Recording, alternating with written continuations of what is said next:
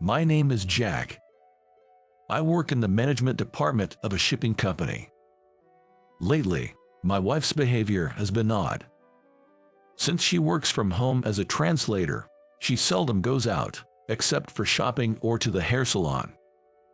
Yet, about a month ago, she suddenly started saying she had meetings and began going out more frequently. But that's not all. She's been spending more time secretly on her cell phone and computer, and on weekends, she says I'm going out for coffee with friends. My wife used to enjoy watching dramas or movies at home while sipping carefully brewed coffee. When we first met, she was an outdoor person, but now she's mostly a homebody. She used to get tired just from attending the monthly parties or barbecues at my workplace. So she is saying she preferred to relax at home during her free time. So, for her to go out to the city to meet friends for coffee seems strange to me. We've been married for over 10 years. As far as I know, she used to meet friends maybe once every 6 months. Anyone would find it suspicious if a person who rarely went out started doing so every week. And there's more evidence to back it up. That sounds like she might be cheating. My junior at work, Mike, responded to my story. Do you think so too? I asked. While munching on a sandwich, Mike nodded emphatically several times. We were at a diner next to our office. It's not particularly delicious, but it's convenient, so I usually have lunch there. My wife, Emily, always says, I could make you lunch. But I keep coming to this diner. It might be more economical to bring a lunch from home. But Emily works from home too. And although we share household chores, she handles most of them. I can bear to burden her more. Also, I have another reason for wanting to leave the office during lunch. The overly friendly atmosphere at our company. It feels like a burden to me. Some might enjoy it. But I don't want to show my lunch to colleagues and comment on each other's lunch. Mike, who is single, also doesn't fit into that culture. So, we outsiders end up having a mediocre lunch together to escape from our colleagues. The reason I took this job was simple. The pay was good. Plus, I love the sea. Having grown up in Hawaii, I spent my childhood swimming and freediving.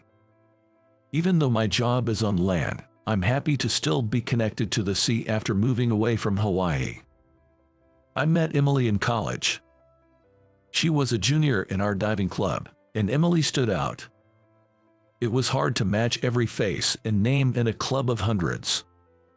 But almost everyone knew who Emily was when her name came up. She was popular and a central figure in the club. And there were many foolish guys who fantasized about being with her. Of course, I was one of them. Emily was always smiling at everyone. She was caring and so perceptive that you'd think she was psychic, always noticing when someone was in trouble. That's why, even after we got married, I couldn't help but worry. But I never expected her to cheat. But hey, it's just suspicion at this point, right? You don't have any proof. Well, yeah, but even if she's been more of an indoor person lately, she used to be into diving and sports. Maybe she's just getting back to being active like in her college days. It's unfair to jump to conclusions now. I frowned at Mike's words. What are you talking about? You were the first to mention cheating. Mike just laughed at that. But he had a point. It's wrong to suspect without solid proof. I should trust my wife, with whom I've shared my life. I thought I had resolved to change my mindset. I'm home. When I called out as I got home, Emily quickly put something into her bag. Welcome back. What was that just now? What do you mean? The thing you just put in your bag? Oh, that's just a book for work. True, Emily reads a lot for her job. But it's usually books. She hardly buys physical books anymore. Suspicious. I'll start on dinner." Emily said that and disappeared into the kitchen. Now would be my chance to check your bag. She seemed hurried and was clearly trying to cover something up. It might be evidence of her infidelity. I reached for the bag, but I decided not to. Even as a spouse, this would be a violation of privacy. I would feel awful if she did the same to me. I'll find proof elsewhere if I need to. And I was afraid of confirming that my beloved wife might be cheating. After dinner was ready, we sat down to eat. I tried to enjoy Emily's cooking, changing the topic.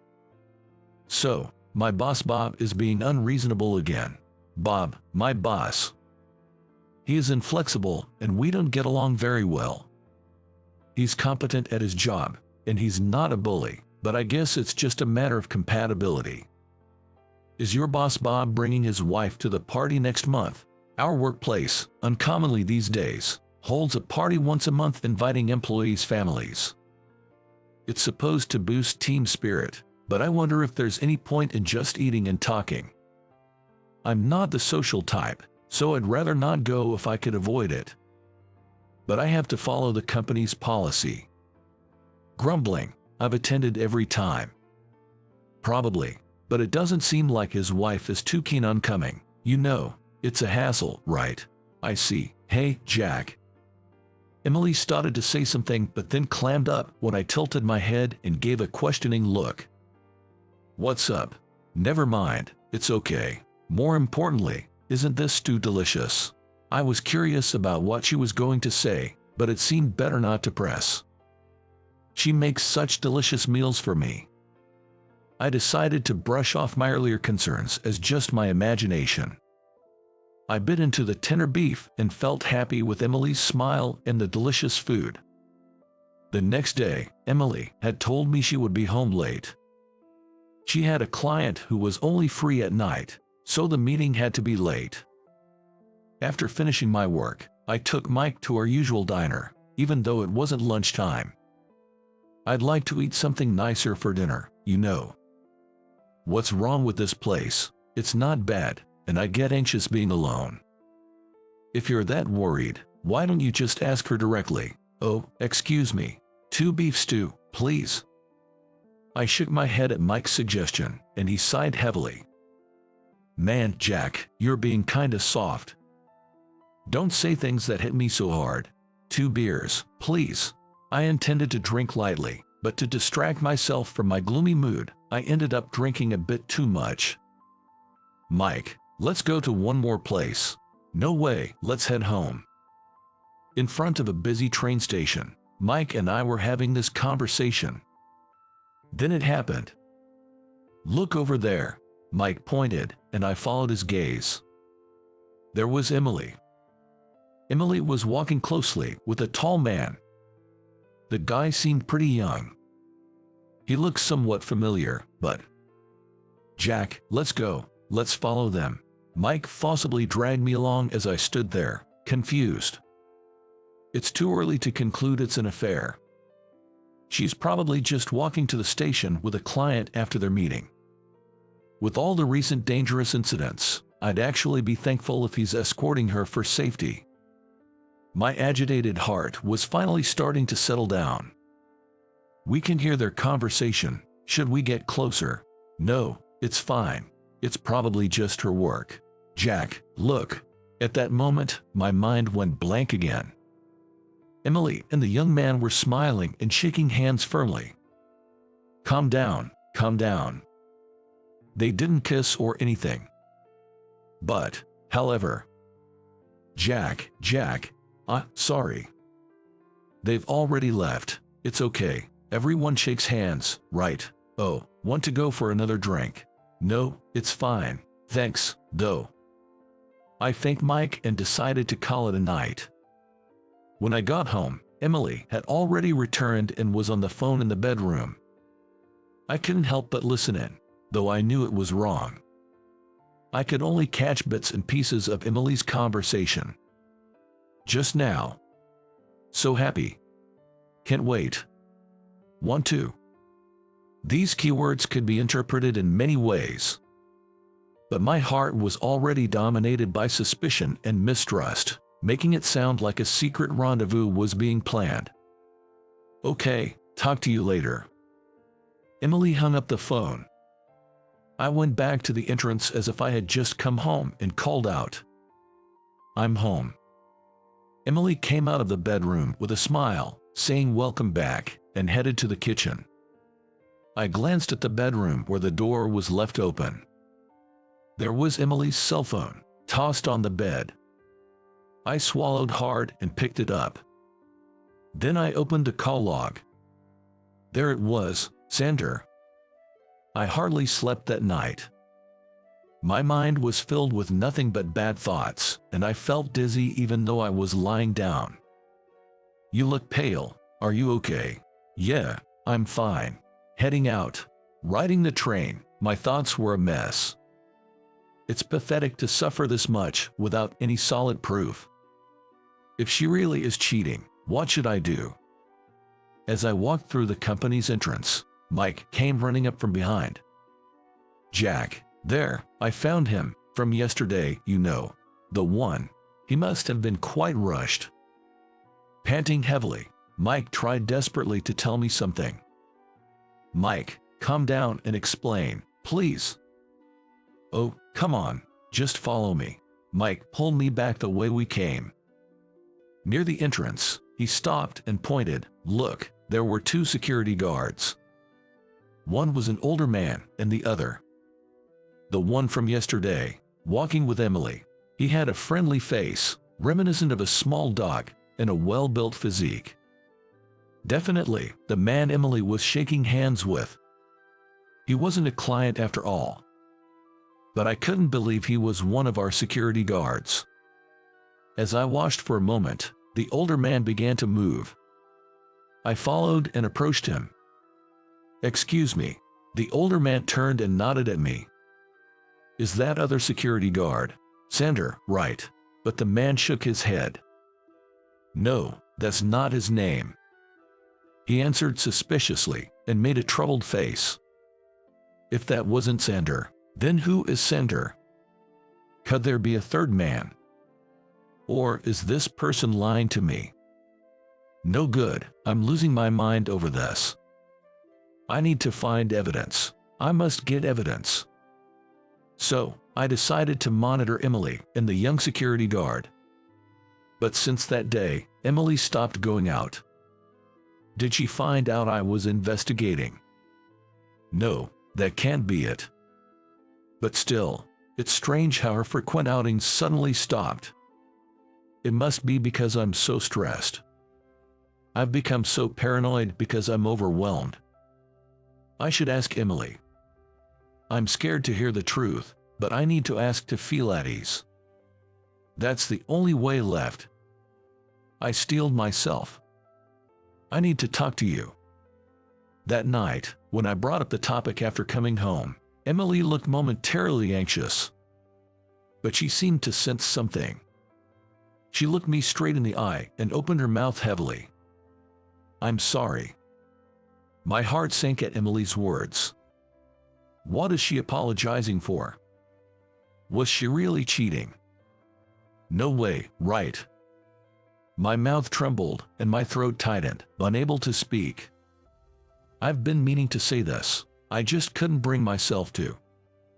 I didn't want to hear any excuses. I felt a surge of anger and nausea, wanting to run away.